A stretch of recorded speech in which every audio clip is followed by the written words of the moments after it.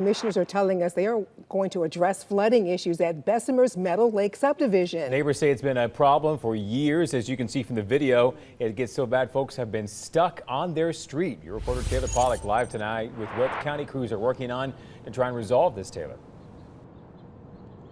Yeah, county commissioners say that they're working this week on discussions of a possible solution. They're hoping a new project can keep that flooding from ever happening again. We showed you this video from Sunday. Storms that left neighborhoods' roads under several inches of water. It's a problem families here have been dealing with, and we've reported on for many years. Jefferson County neighbors we spoke with say the water's creating serious problems. Elderly folks here, they can't get out and, to go to the hospital or whatever, and it happens all the time. People need to get to work.